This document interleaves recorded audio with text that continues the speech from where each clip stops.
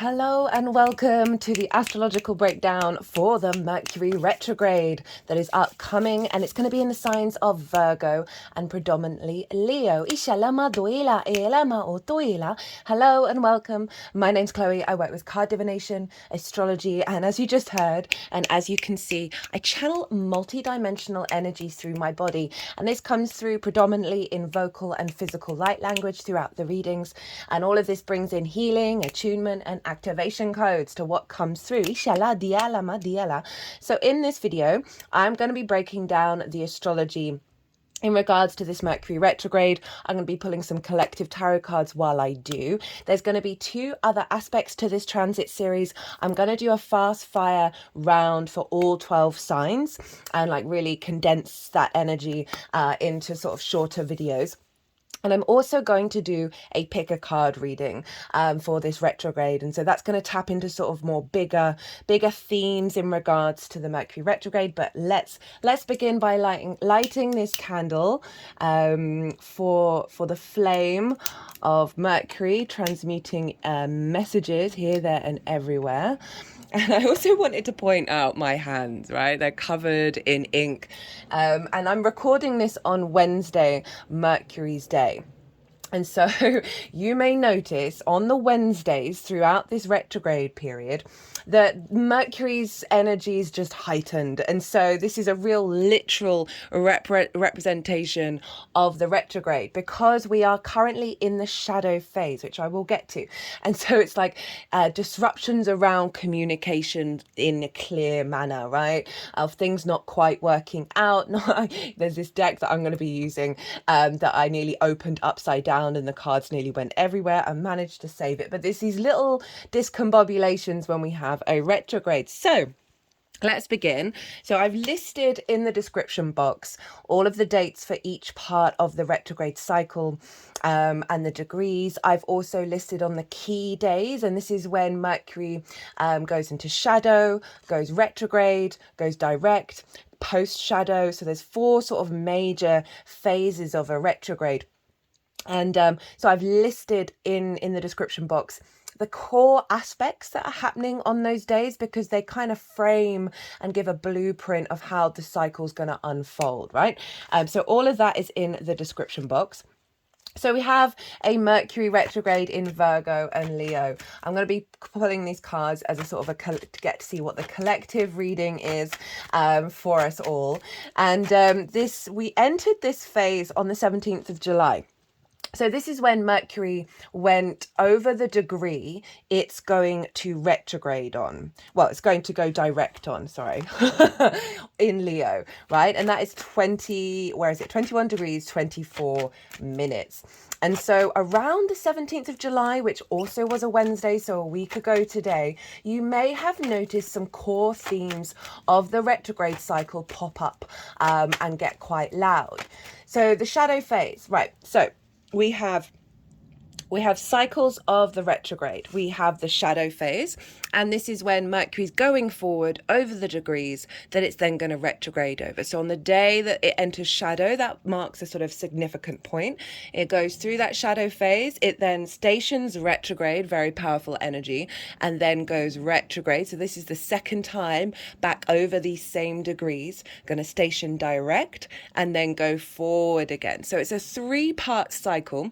And then we've got the final part of the cycle, which is when Leo hits the moment beyond the retrograde phase. So this enters into the new part of the chapter of Mercury.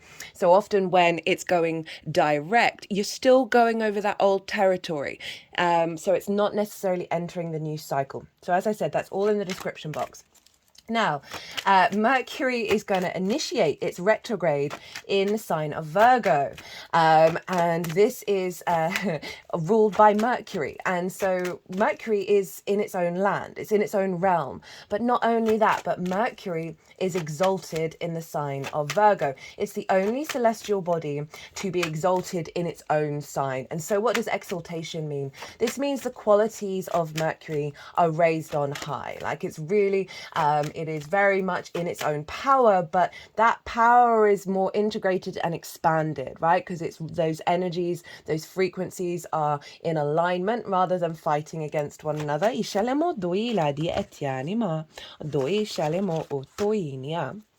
And Virgo is the social earth sign, as I said, ruled by Mercury. This happens to be, this Mercury retrograde is very tied into my own natal chart.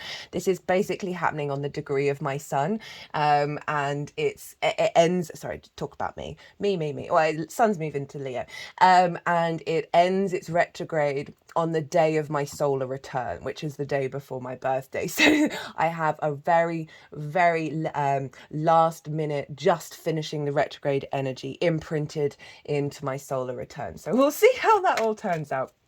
So Virgo is, it's the capacity of bringing flow into the 3D world. So if you think about Mercury and you think about what it does, it is about information and what we do with that information.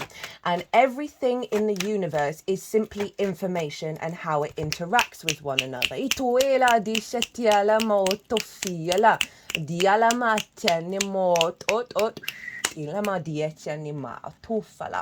so Mercury facilitates the transference of information. It's what we're interested in collecting, what our focus is, you know, where we get the details, the plan structures. Love that. Fooled the first one. I just get this feeling I'm going to read these cards when I've finished talking about certain parts of the astrology. So for me, Mercury is flow, right? Its desire is flow. And especially Virgo in the 3D realm, because Virgo is able to see where there isn't flow. And so this is where Virgo can get hyper analytical, hyper critical, hyper judgmental. And that can be internally and externally at the same time, because its radar is always sort of able to see, oh, that's not quite working. That's not quite like that. That where there's a blockage in the energy flow and the information transfer. And so it is the great facilitator. It's a very helpful sign.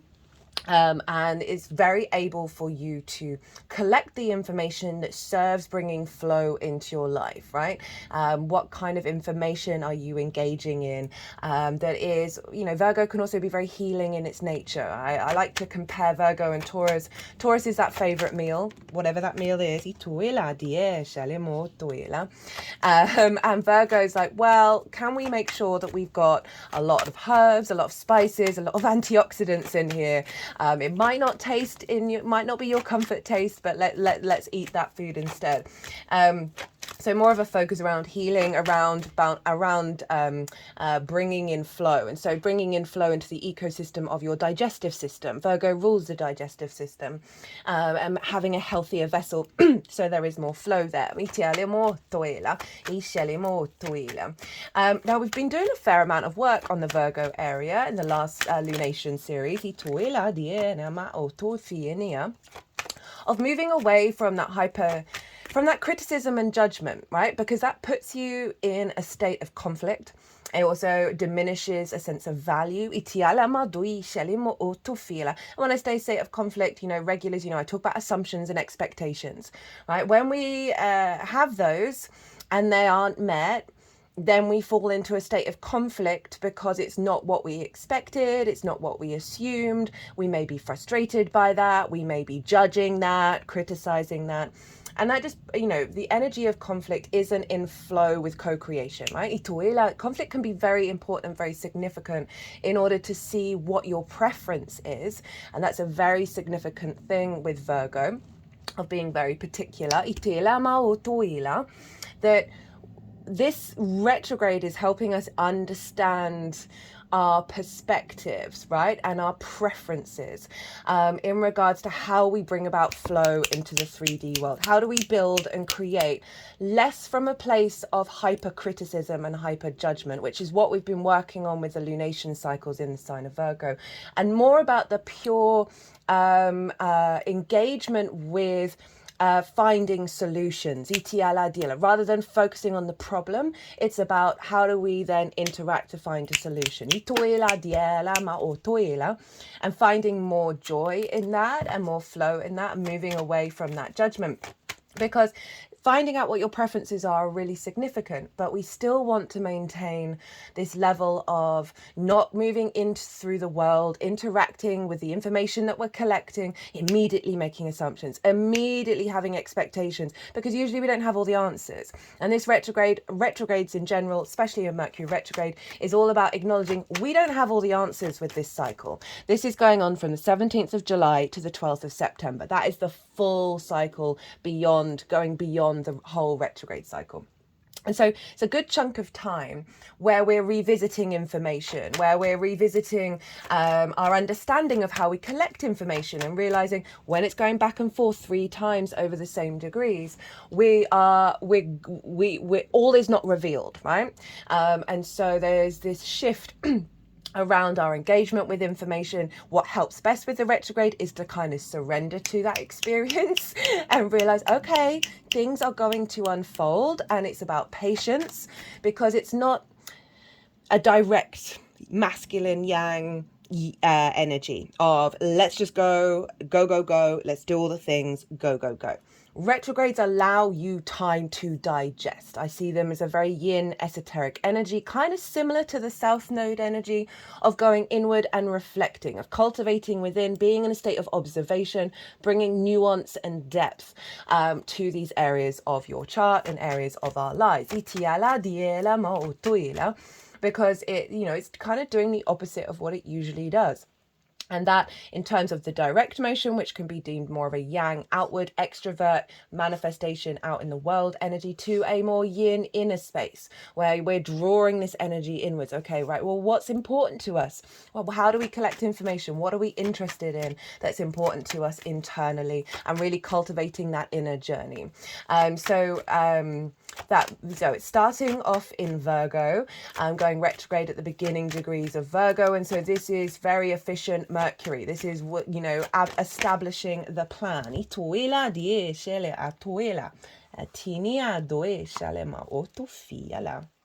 Diala,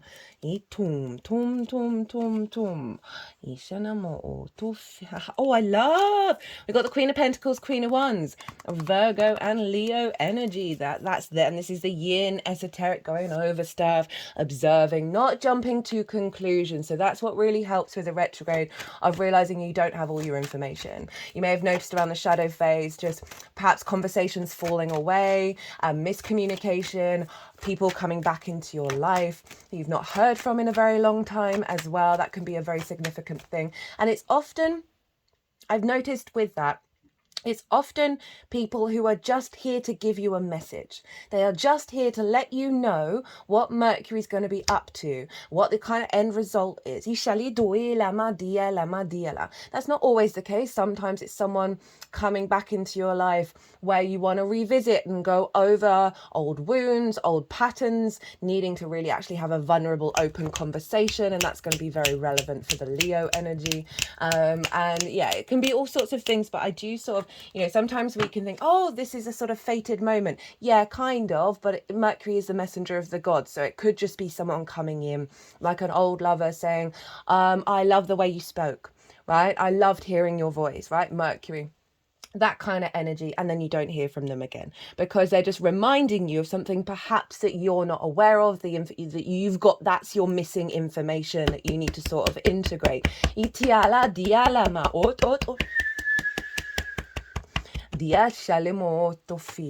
So we have a very strong Mercury going retrograde, and at the time of the retrograde, this is a Monday, this is a Moon's Day. So it's connected to our intuition, our emotional body, whether our needs are being met, whether we are receiving nourishment. So the moon is very powerful on a Monday, and therefore, even though Mercury is in its own sign and therefore not being influenced by anybody, it's being influenced by the fact that it's happening on a Monday, and that all of the themes of the moon are kind of imprinting into that retrograde cycle. You might want to look to where your moon is. Why didn't I write where the moon was on my piece of paper? This was the cause of my hands being all messed up. Diale molto fine. Ah, yes, this is why I didn't write it down, because this happens just after the Leo new moon. Itiala maduela. So the moon is still in Leo. Ishale molto fiale madiala. That Leo moon is going to be the next moon that I do, the next transit series that I'm going to do. And so obviously that's going to come before Mercury goes retrograde. So you might want to go check out that Leo moon, because I will talk about that in more detail. So the moon over in Leo. Lol.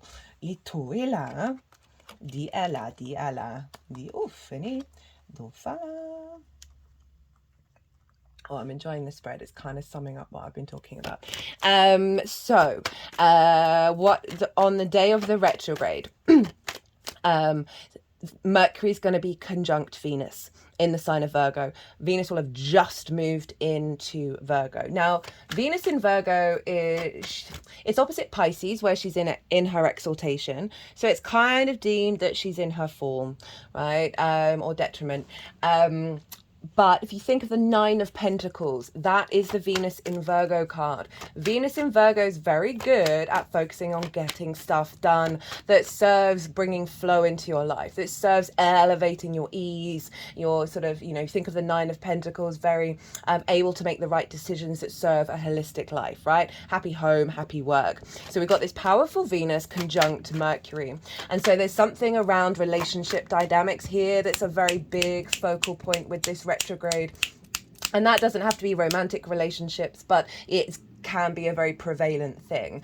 So you may find that there's just a lot of back and forth or conversations dropping out in regards to loved ones in your life, especially if there's some difficulties going on, or simply like there's, for whatever reason, someone just sort of stops communicating. They may have this other stuff going on. It might not be over in a difficulty. And this is also a time of figuring out internally, okay, what do you need from that loved one? What do you need from love, from connection, from beauty, from creativity, from harmony? What's truly important to you, and how you're able to figure out with that Virgo energy, how best to facilitate bringing that into your life, right? So we're activating some big life plans around facilitating relationships in our lives, healthier, more co-collaborative relationships, where you support each other's needs and help bring flow into each other's lives. And I could see if there are relationship dynamics where that's not coming to the surface,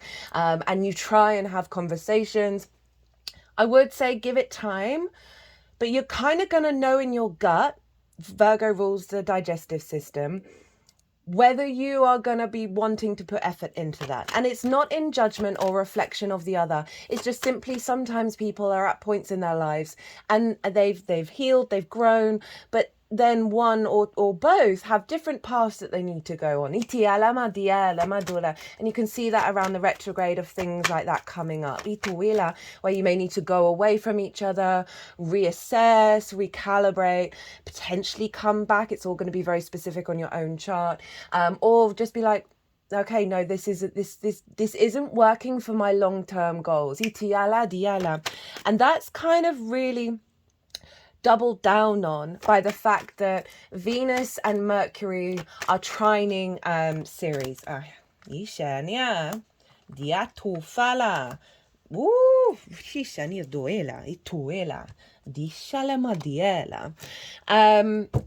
Ceres, the asteroid, is over in the sign of Capricorn, and a trine is, let's rewind about what a conjunction is. So conjunctions activate new cycles. And so there is a new cycle between Venus and Mercury coming up that is part of this retrograde as well. Of how we communicate from love. How do we engage, and this is friendship, business partners, clients, right? Really operating more from a heart space that brings in flow. Itiala dia and nourishment. Itufiala madiana. Now, Ceres, the asteroid over in Capricorn. Ceres represents the harvest. She is the grain mother, the earth mother. She represents abundance and nourishment, right? Nutrition, right? The feeding and the sense of completion, as well as a sense of celebration, usually through hard work. But not always. She's over in the sign of Capricorn. She's retrograde. She's going to be retrograde until just before Mercury goes direct. So that's really significant in and of itself. So the retrograde energy, as I said, retrogrades can symbolize the opposite of what that planet or celestial body represents, as well as bringing it more inward for you to contemplate and realize you have those things within you that you then bring, develop and nuance to before the completion happens, and that version of you that's now elevated or more integrated and expansive then comes out after the retrograde cycle. So Ceres, retrograde in the sign of Capricorn, trining this Virgo energy. Trines is an aspect of Jupiter. Jupiter wants to bring elevation, bringing things together in order to expand and bring wisdom, some faith, some knowing. And with that comes luck, opportunity, and a sense of abundance. So we do have this trine of bringing together this inner experience of Ceres, right? Ceres at the moment has been for a while now developing our capacity to understand our long-term resources within ourselves, and also what isn't giving us nourishment, what isn't feeling abundant, being aware of that and being able to cultivate the preference of what you want to draw towards you, what you want to cultivate within yourself around that abundance, around that sense of celebration as well with Ceres, and the nourishment. And so where you're not getting that with this trine to Venus and Mercury, you've got so much support from the universe to see it, appreciate it, find the wisdom in it, not to fight it, not to be in conflict with it, but to allow yourself to go and reflect, right? And say, okay, because Capricorn is collective earth sign, long-term goals. So if things aren't working, if you're seeing situations in your life, opportunities, relationship dynamics, whatever it is that you're like, I've noticed some red flags, but I thought we could work through them. And now I'm kind of feeling like I know that we can't, at least not now. And I'm putting too much of my energy into fixing this. And now I need to stop. Because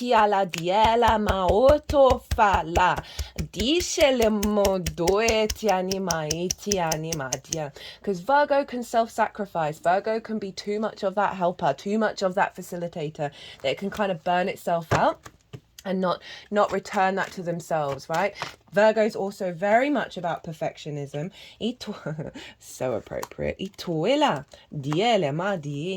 Virgo is very much about perfectionism, and that's a real hard lesson to understand. We are all perfect in every single moment because we have preferences, because we have ideals and morals and all of those things. And I know they're important, but part of this shift into this new reality is finding more peace when we interact with those energies rather than being in conflict, because we are simply recreating cycles of conflict. This is about being kind to yourself, being loving. That's amplified by the Leo energy. So I've been talking too long about this bit. That's the shadow, that's the retrograde phase. So we're now going back in time. We are now going over the degrees that we went over. Over the degrees that we've gone over since the 17th of July. Ituila, which also, that was a Wednesday, so that was a Mercury day, so that was a big mercurial energy. The retrogrades being influenced by the moon and being supported by Venus and Ceres of saying, hey, we need to shift gear if things genuinely aren't working. We need to be more practical and grounded about this, more seeing reality. It's then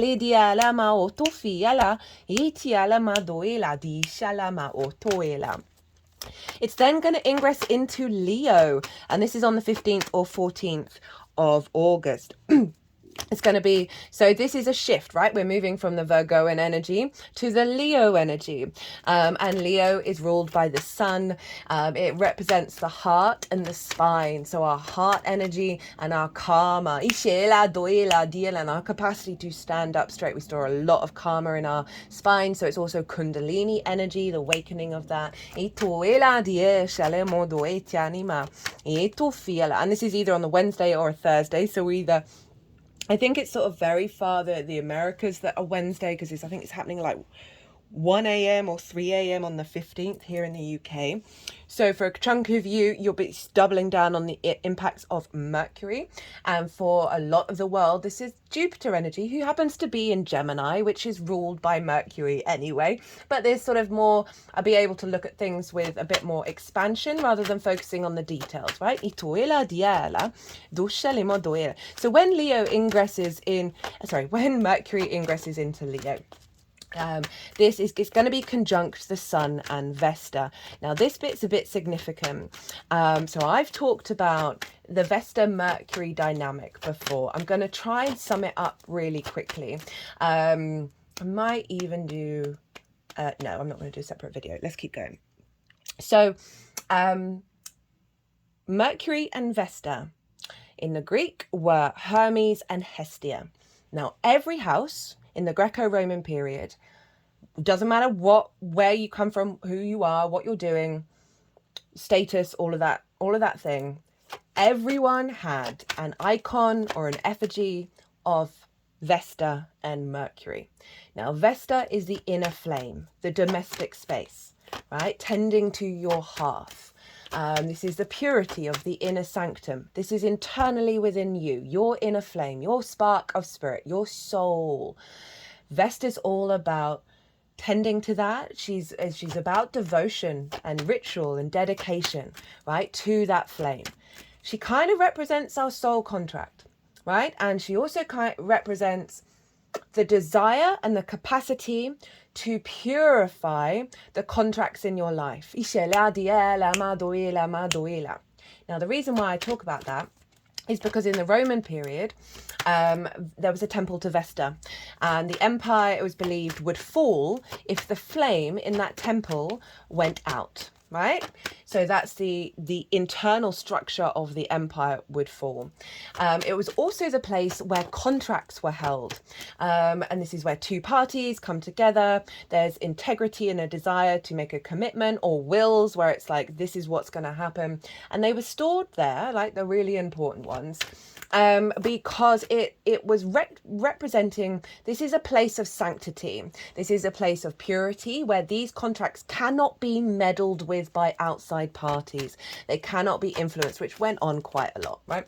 That contract is kept pure, right? The intentions that went into that are going to be honored.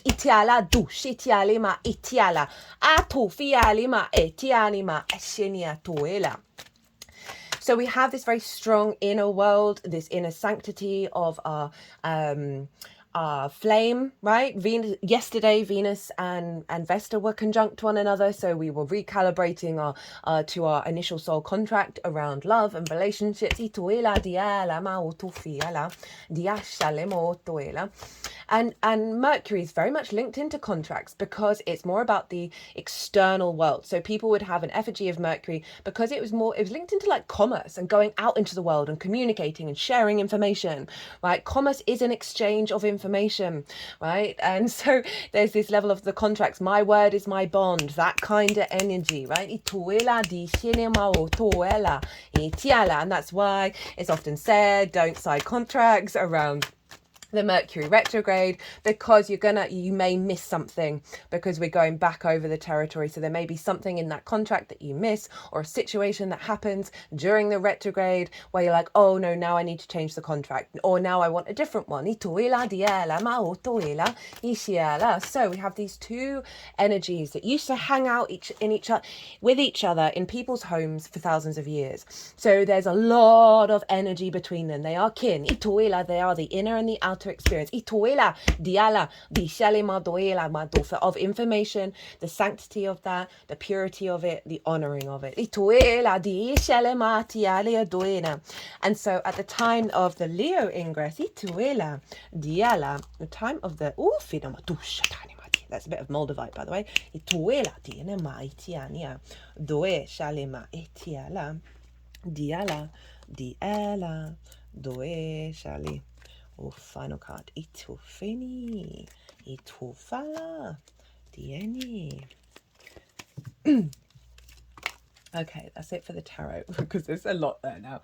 Dishinia, tienima, atini, etini. We've got 3 of Pentacles at the bottom of the deck.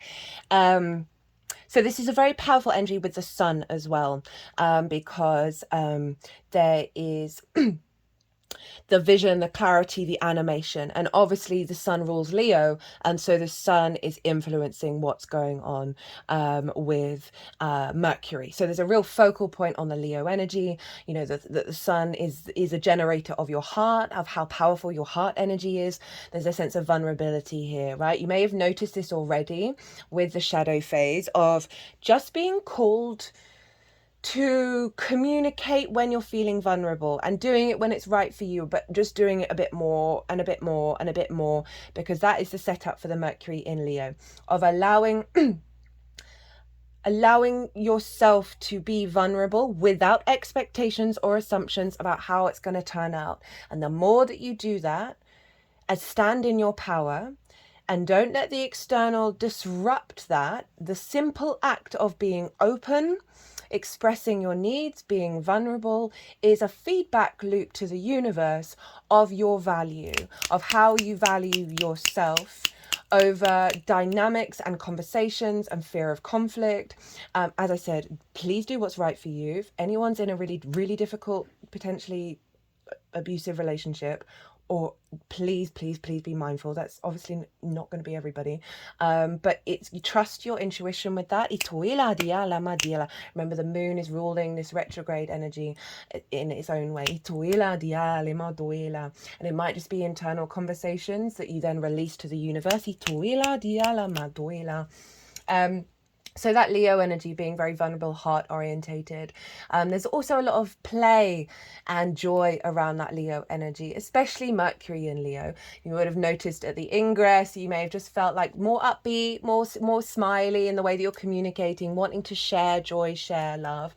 And what I got a sort of a message comes through around this Mercury in Leo is laughter.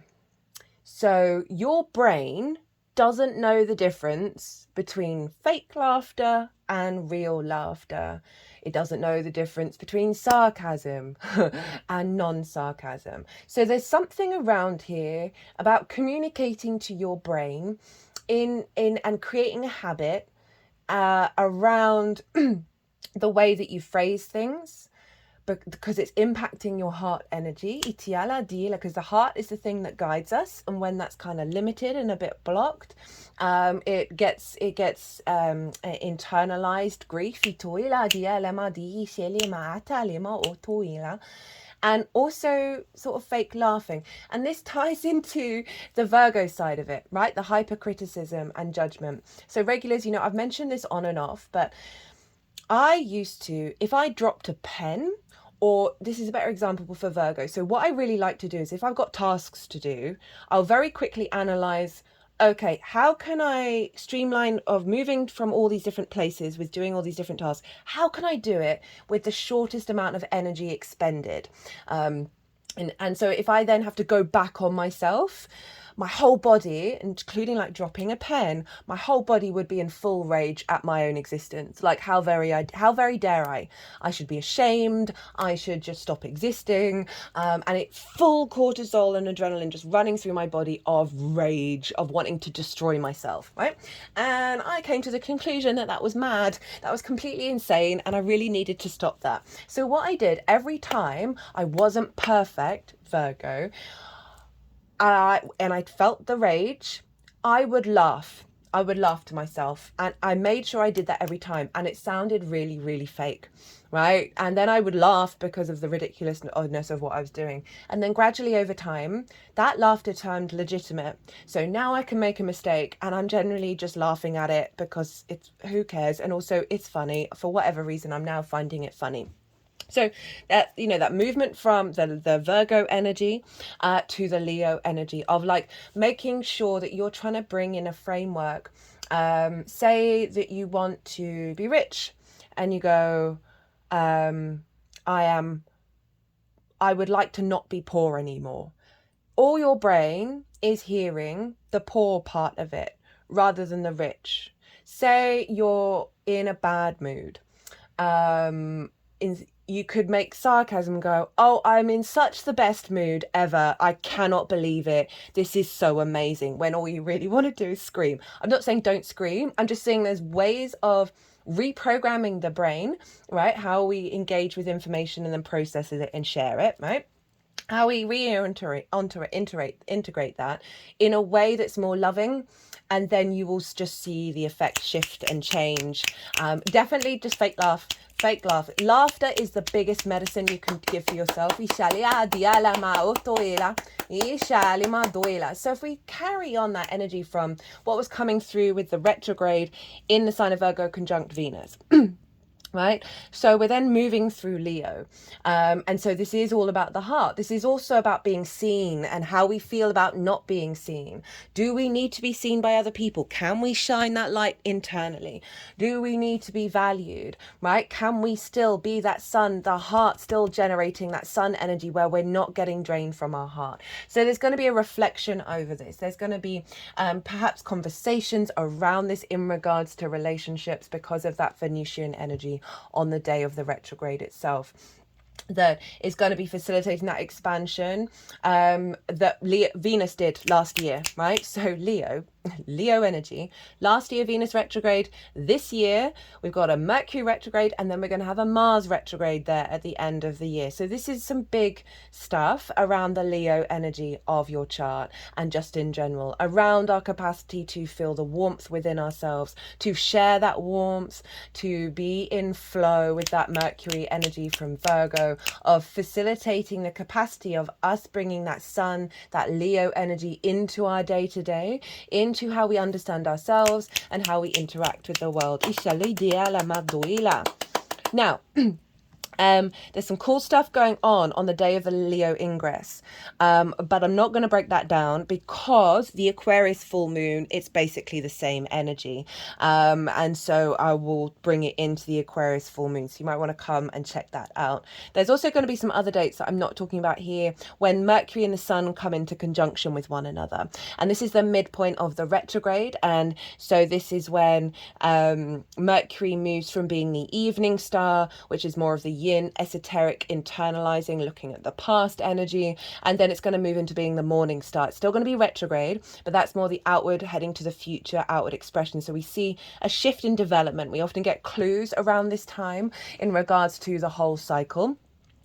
And that date is in the description box, so go check that out, because you'll know around that time, you'll feel a shift. So Mercury's going direct on the 28th of August. This is also a Wednesday. So we had the influence of the shadow from a Wednesday, so Mercury influenced. The retrograde was more in alignment with the moon, and so we've been tapping into our intuition, where our needs not being met and all of that. And with the direct motion, we are then going back into a doubling down on the Mercury energy, right, influencing this. So this is Mercury's now back in the sign of Virgo, and the sun is there, and they're conjunct one another. So we've now got a very powerful Mercury influencing the sun on a Mercury day, moving forwards, right? So this is what got established at the beginning of the retrograde. This is the capacity to then have the vision, the clarity, the animation, the illumination around how you want to move forward, how you want to integrate. They're also conjunct Vesta again. So there's a real sense of a double commitment with the Mercury Sun Vesta, soul path, soul contract in Virgo, Leo, and then in Virgo as well. So it's a really honoring of how we're expanding in terms of incorporating our soul's inherent contract with our environment and the information that we're picking up on, and how what we're interested in and how we share that, and how we process and make assumptions, right? Make conclusions. We then sort of let them go and see what happens. Make observations. That's probably a better word in regards to that. So we've really got a boost from the universe. That's just helping us redirect back to ourselves and then being able to expand outward on that. Now, on the direct day, it's going to be trine Ceres over in Capricorn, but Ceres is now direct. So we're now seeing the abundance come in. We're now seeing the harvest come in, getting more nourishment in our lives in regards to our longer term goals, our material goals, in reflection to what you've just processed with the Mercury retrograde.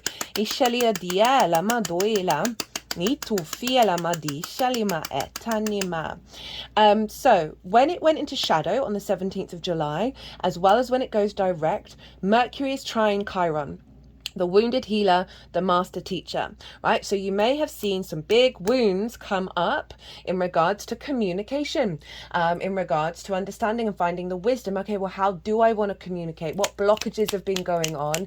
How can I word this and phrase this in a way that really expresses what I truly mean without creating more conflict? You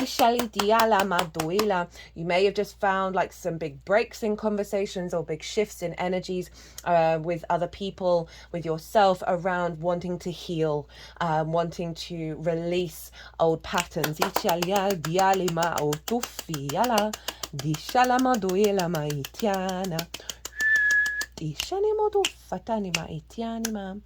Mercury is sextiling Jupiter over in Gemini. So that's really powerful. No, it can't be. Sorry, who's... pause. Sorry guys, my notes obviously weren't that great in terms of clarity. So when Mercury's direct is going to be in Leo, obviously at 21 degrees and 24 minutes, the sun is still conjunct Vesta, and obviously the sun is ruling Mercury, being in the sign of Leo. So what I said is still relevant. And the sun and Vesta are trine Ceres. So this is our vision and our understanding around the resources that are coming in. When we get to post shadow, Mercury's then trine Ceres as well. So apologies on that, but this does make more sense how Mercury is trine Jupiter and Mars a little bit, sextile. And this is where we get creative with wisdom and our actions, right? So we're now moving forwards. We're being more curious and creative. We're connecting the dots. What we've learned from the Mercury retrograde is infusing with Mars in our actions and our deeds, and the wisdom that we through our actions, right? We're now the understanding that we have is fueling the actions that we take. And Mars and Venus are square one another. Right? So the relationships that we talked about doesn't just have to be romantic. So Mars square Venus. This can bring up conflict, drama, and frustration. So there can be battles between these two planets, right? So in terms of with other people. But it is about building in the long term. It is about manifestation in the 3D world. So it doesn't have to be conflict.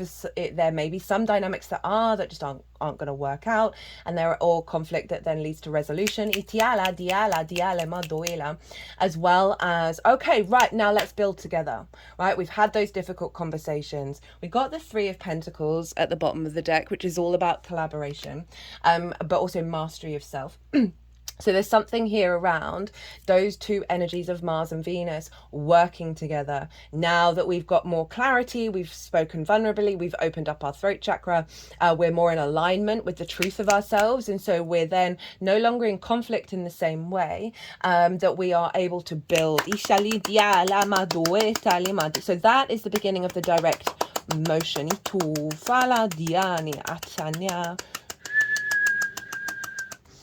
And the sun, who is ruling Mercury at this time, they're in what's called mutual reception because they're in each other's signs. So they're basically telepathically talking to each other all the time about each other's agenda and facilitating each other's journeys through each other's kingdoms, right? So it's a hot wire, strong connection between the sun and Mercury.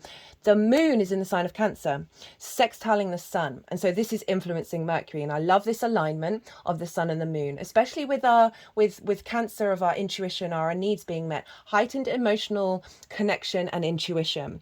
But it's a sextile with the sun, so we've got vision and clarity about where we're guided to on an emotional level of what we want to connect to and how we want to build, that serves our home, so serves our inner intuition, it serves our needs and our nourishment.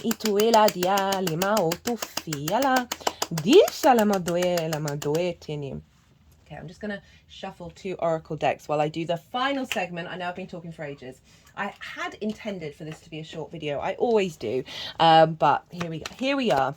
So post shadow. This is on the 12th of September when Mercury, Ituela. I had a feeling that card would come out. Let's do one more. This is, I'll get to that. Post shadow. So this is when Mercury goes beyond the retrograde phase.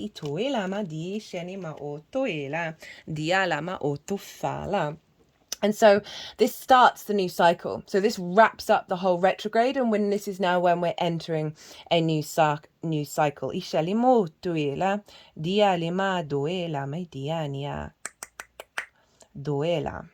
Wait, let me see. Where's the chart? So this, so Mercury will be conjunct Vesta. So again, reconfirming what I already said about that energy of now the post shadow. Now we're really in alignment with our soul's frequency, our soul's contract, the purity of that, the dedication to that. They are sextile Mars over in the sign of Cancer. Love this combination, doubly infused back into what I was saying about our motivation, our drive, and our action being activated based on a deep intuitive connection of nourishing ourselves, of really tending to ourselves, being more emotionally aligned in our intuition, where we are serving our long-term goals, because Ceres is involved as well, right, with that Capricorn energy of our actions being guided to seek out that nourishment that serves us in the long term in regards to the information that we collect and how that impacts the actions that we take and our understanding and how we perceive and constructs and all of those things. And this is happening on a Thursday, which is Jupiter's day.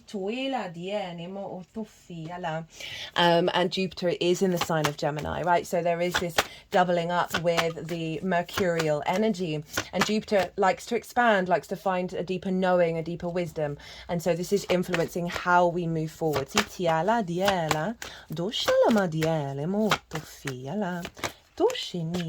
Ooh, okay. Some of these cards I've never got before. So I'm going to put these all down here. And now we're going to get into the tarot. Firstly, I want to say this retrograde, even though it's happening in Virgo and Leo, will also be influencing Virgo in general. Upgrading Virgo, because whatever is going on with Mercury is upgrading Virgo and Gemini. I'm going to talk more about this and when I do the quick breakdowns for all the 12 signs. So we've got a lot of cards here. There is a transition.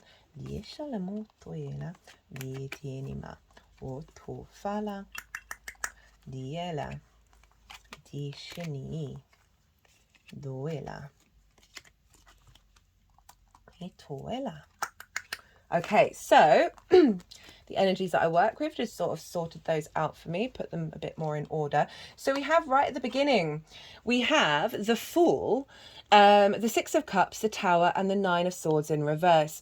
So this really does kind of summarize a lot of this. Just summarizes the astrology. So the Fool is all about embarking on a new journey, and it leads with its heart, right? It's able to enjoy its experience, the good, the bad, the ugly, the beautiful, as a pure curiosity of existence and the joy of living, right? So this is one, tapping into that Leo energy of the chest is really far forward, so it's being guided by its heart, as well as not judging or putting expectations or assumptions about how anything of like helping do some work with that Virgo energy.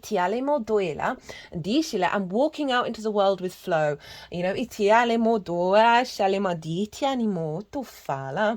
so I love that we've got this new beginning being activated.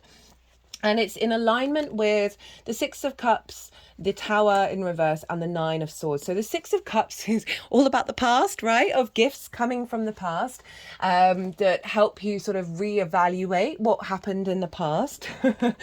And this can be soul family coming in. This can be somebody sending you an emotional message or communicating in a more deeper emotional way. But it's very much the retrograde energy of like of going back over old territory, whether that's externally or internally. The Tower, so things being pulled down, structures being pulled down internally. This is what I get often with the Tower in reverse. You see here, all the nonsense is going on at the top. The foundations are still strong. That's that Vesta energy I'm getting of like our soul frequency, our soul contract. And a lot of distortions are now being pulled away. But those distortions are usually, you needed to be in that phase and experience those things to learn certain things. And it's just whatever contracts are no longer live anymore that can kind of sometimes still hang around, right? We can have that habit of just falling back into the loop of certain ways of communicating, understanding, perceiving. And, you know, this is in reverse is really saying that there are some limitations, some superfluous energy that sort of blocked you from creating from that Vesta place, in relationship to perhaps things that have happened in the past that have impacted your capacity to be the full. So I see that as those are limitations there that are falling down, as well as overall just pulling down certain things that, you know, are going to be revealed over this retrograde that aren't serving you at the moment, right? And we've got the Nine of Swords in reverse. So this is activating a deeper level of this is about regret about the past and worry about the future. This person is not in the now. They are cortisol and adrenaline through the roof. So this Mercury retrograde is helping us step out of that energy because we've come to a level of resolve with the past and certain emotional responses. Remember, the moon is sort of influencing the retrograde. Those the emotional responses, the intuition that have been based on old communication, old words, old constructs, old limiting beliefs. With that Tower in reverse, the Nine of Swords in reverse, it is an element of moving away from that and releasing a lot of that energy in the process of this retrograde. So then we have, this feels like the retrograde journey, and then we have the outcome over here. So we've got the Seven of Pentacles, very appropriate, of like, this is, you know, this is going to take time. The retrograde's going to take time. We gotta, you know, do the daily work and be in observation and realize things haven't manifested yet, and they're not going to, right? You may have some breakthroughs throughout the retrograde, but it's not until the end of the cycle that we then start to see that harvest. This is also very reflective of Ceres being retrograde, right? So this figure can be a bit restless because they're like, well, why isn't it not all giant vegetables yet? Where are the fruits of my labor? We're not quite seeing that yet, but we're also dedicated to the energy of bringing abundance in, right? Of facilitating our 3D world, so it does feel abundant. It is about putting in the work and also the perspective. And we've got the Five of Swords underneath. So this is about conflict, right? The bully in the room, the victim mentality. For me, this is the most difficult card in tarot. And I love that it's coming up in reverse with this retrograde cycle of we're stepping away from conflict. And I actually talked about that a fair amount throughout the video of the more that we're in this space, right? The more that we're in this space, the more resistance that we're creating with our co-creation with source, and therefore our co-creation with relationships, right? And so this also means getting right with yourself in the way that you co-create with yourself, your environment, and the people around you. And it may be that there are certain dynamics, certain situations where that's just not happening in this lifetime or at this particular time. And that's okay to then be like, right, I'm going to redirect. So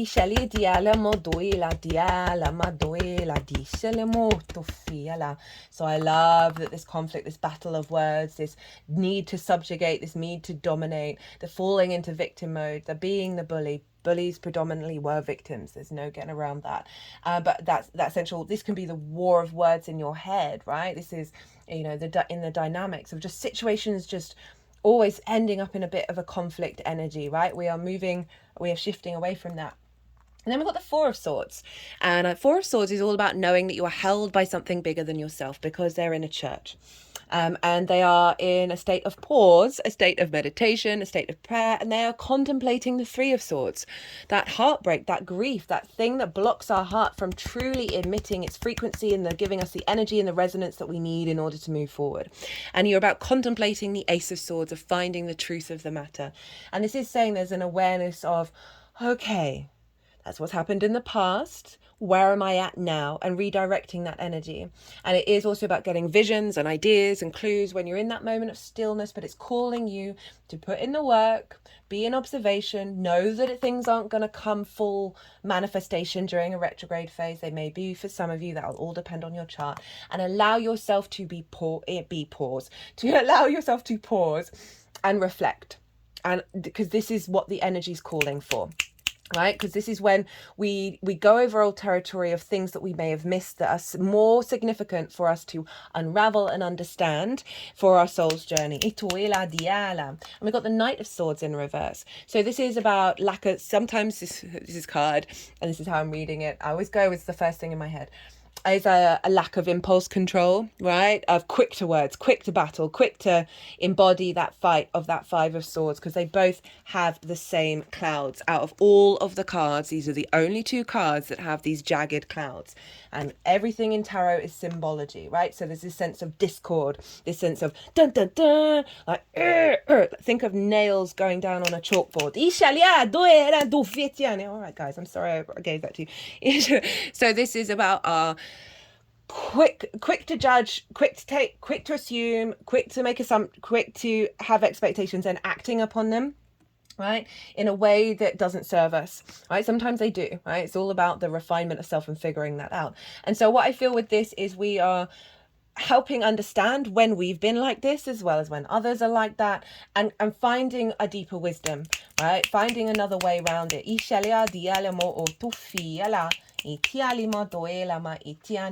And again, this can also be about relationship dynamics of we are releasing those trauma responses and limiting beliefs that have affected our capacity to stand in deep nourishment with ourselves when it comes to relationships that serve that heart, serve that gut, serve a healthy gut biome.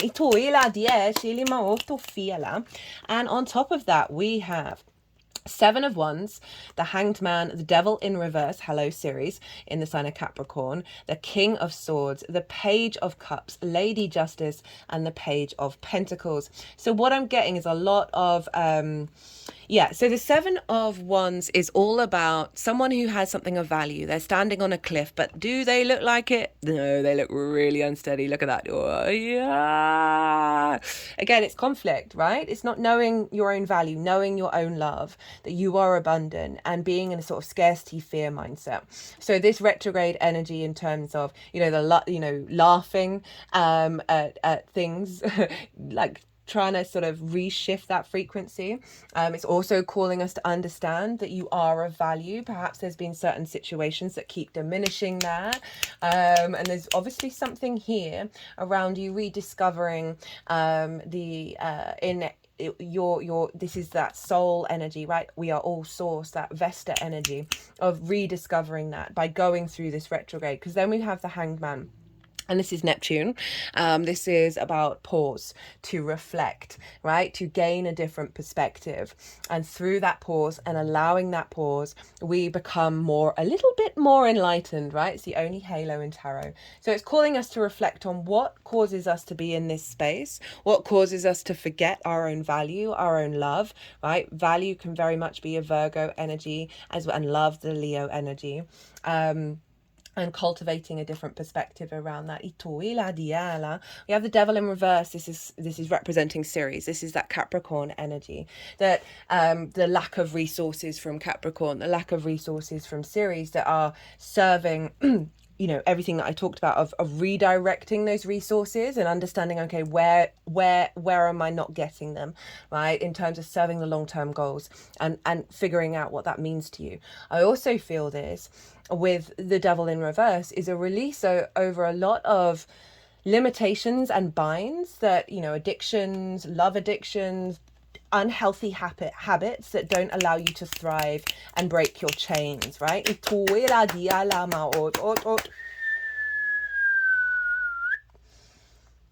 Again, this can be in any area of your life, but this retrograde is helping us be in awareness of them, following that hanged man. Now, the King of Swords, this can be a very stubborn energy. This is Aquarius. And so there's something around releasing rigidity in the way that we think. They're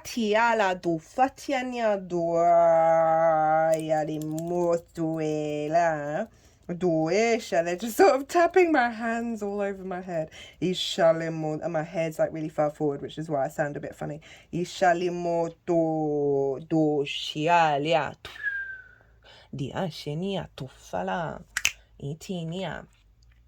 But that's one side of the King of Swords, and I'm feeling different messages with it. You see the butterflies. This represents an element of transformation, that we are shifting our perspective, and this is then going to allow for more clarity of how we then communicate, right? I'm also feeling with this, the King of Swords is able to act and communicate, right, from their own truth. So there's something around that as well.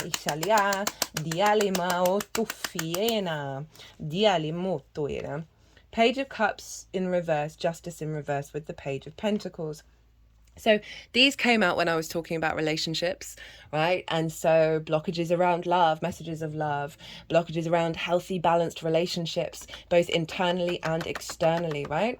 This is the sort of any blockages around being able to see the magic, being able to see the joy, find the spark, the sort of the flow state of the messages that you're receiving, sort of a release around the blockages around that. I also get with the Page of Cups in reverse is inner messages from source. This is Pisces energy, which is opposite Virgo, where Neptune and Saturn are both retrograde right now, revealing the illusion that we do not live in pulling down the illusion that we do not live in a magical reality, as well as both retrograde, so both internal energies of a lot of wisdom coming through from Pisces that is going to serve your awareness of how to act, right? This is also with all that energy with Vesta of our soul contract, a release around the blockage of these interacting with each other, right? That you're shifting into a new space that goes beyond we can communicate in love with anybody, right? Of feeling that love, of feeling that emotional resonance. Any blockages where that emotional resonance just isn't there is sort of bringing an awareness of the subtleties of your energy transfer between you and another person, and just being more hyper aware of that. And that with that Ceres retrograde and the Ceres aspect in general, I feel like it's a really potent energy with this transit. What was I going to say? Of just an awareness in the tone, the emotional resonance that you have with anything external to yourself, and the information that you're collecting is going to help you let you know, right? Be in observation of those, of what serves your relationships, right? What serves having balance in your life. I just feel like we're becoming more and more aware of the subtleties and believing in them and trusting in them as we move forward. And we've got the Page of Pentacles sort of crowning all this energy. So that is about seeking new ways of communicating in the 3D world, having more messages and opportunities and open conversation that's grounded and practical. There's just a lot of whispers coming in, of allowing you the space to be more vocal in your material needs. And that doesn't have to be money. It's simply, okay, what your capacity to communicate, what's going to give you nourishment in the 3D realm.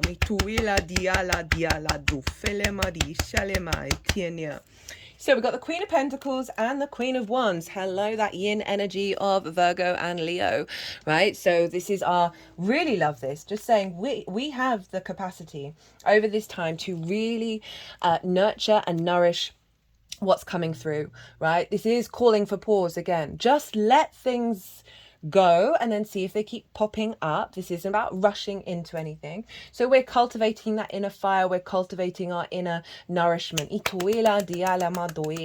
So we've got some strong energy showing up of our, that's facilitating our capacity to do that. Right. Okay. So we then have, this is the sort of final message here. And I felt like that devil card wanted to be in the upright here in terms of representing Ceres now bringing in that abundance. So we've got the 5 of Cups in reverse and the 2 of Wands in the reverse. So the 5 of Cups in reverse is grief. Upright is grief of loss of that which was no more, right? Whereas there's been no flow, the 3 of Cups of flow, alignment, as being with like-minded people, communicating, celebrating, lots of really lovely stuff. And this is the grief card of like reflection of that which you may have lost or may never have had, right? And so in reverse with this whole cycle is we are releasing a big chunk of grief here. We're releasing a perspective, rather than focusing, not that every grief is a very important thing and I'm not diminishing it, but rather than focusing on what has been spilt, we are now able to see that 2 of Cups. So we've got a sense of union coming in, of communicating with love, honor, respect and dignity. 2 of Cups from a place of love. That can be with anything. 2 of Wands in reverse. We are no longer getting the lay of the new land, right? We are embarking on a new journey, right? We have done the work. We have assessed the situation, and now we are heading into this new landscape with a great deal of wisdom and depth and understanding of what's changed, how you've evolved, what's going to serve you in the new journey. 9 of Cups, King of Cups, 3 of Pentacles. So the 9 of Cups, you feeling good about yourself, feeling in emotional alignment, feeling confident, being able to communicate from that alignment, from that emotional body, just feeling very sated, being, that confidence in terms of communicating vulnerable things around love and emotions, all of that. You've got a level of like, no, I can do this, and it, I'm happy about doing it, rather than reverting away from it. This is also you putting into practice fake laughing until you are now feeling emotionally aligned. King of Cups. Right, this is a really beautiful energy. It showed up for nearly everybody in the Cancer New Moon series, and this is about being in the eye of the storm and not worrying about the storm or being bothered, being in emotional control, being able to act on that from a place of sovereignty and maturity, from your intuition, your needs and your nourishment, but overall like a real sense of not being so emotionally reactive to what other people have to say. It's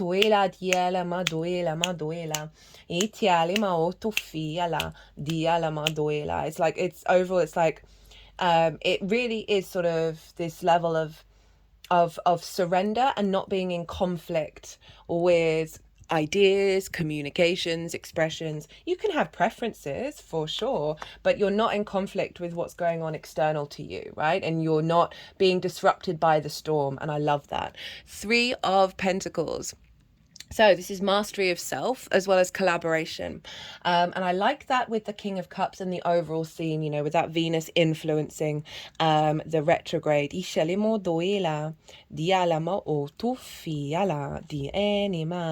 And Venus is in the sign of Leo when Mercury goes direct in, Virgo, when Mercury goes direct in Leo. So there's still that Venusian energy hanging around in Virgo, which is an earth sign.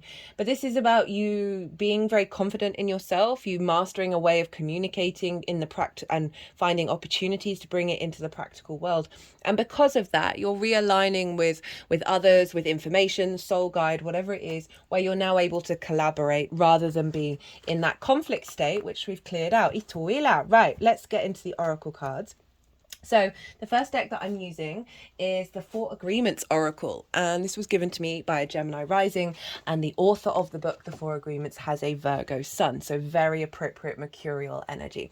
And it's one of the few books that I would recommend to anyone. It's very short. It's very powerful. The more you apply those four agreements, and you'll notice with my assumptions and expectations determination to help us move through it, it's certainly something I'm still working on, of just how significant it just does change your life. So don't take anything personally. Refuse to eat emotional poison. So before I read the back, I mean, that can be very much around relationships in your life, you know, where you may have been made to think and feel in a certain way, that also through your emotions that are responding to what's going on then turns into poison. You know, you see here these 3 cups that have spilt over. One of them is green, and so that could represent an element of poison in your life that is now gone, right? And really realizing not to keep drinking from that. Ituila. Taking things personally makes you prey for predators. They can hook your attention with one little opinion and feed you whatever poison they want. Refuse to eat the poison. So I'm thinking of how that affects Virgo, of then becoming hypercritical of self if somebody makes a comment, and the Leo energy of their heart, their light being diminished, if they don't feel like their love is being received, or they're being seen. Don't make assumptions. Communicate with clarity. Yes. That's all we really need to say. Communicate with others as clearly as you can to avoid misunderstandings, sadness, and drama. If all humans would communicate with impeccability of the word, all of our relationships would change. There would be no wars, no violence, no misunderstanding.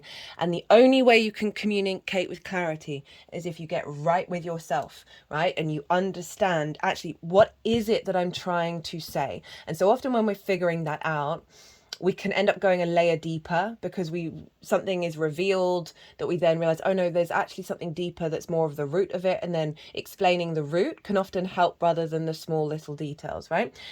So love that that's coming throughout this retrograde. Do your best. Obviously, no shame if you're not always doing it. Often that's part of the process of a situation will come up that could explode, because then you both got to learn from it. Okay, final card, and this is the one that I had a feeling that would come out. Be impeccable with your word. Become a white magician. Now, the magician card is Mercury's card, so super appropriate. All the magic you possess is based on your word, and you cast spells all the time with your opinions. You can either put a spell on someone with your word, or you can release someone from a spell. So this is saying be the white magician, which there's an element of like the light, right? Although, yeah, anyway, I know there's controversy around using those kind of words, and I'm not the biggest fan. But there's a sense of, again, communicate with clarity, get to your intentions. This isn't about trying to manipulate people. The more that you get right with yourself and you know what information is important to you, how you process, how you perceive, how you understand how things work, the more you're able to then communicate from a very authentic place that then often doesn't have to entangle and engage with the external world, right?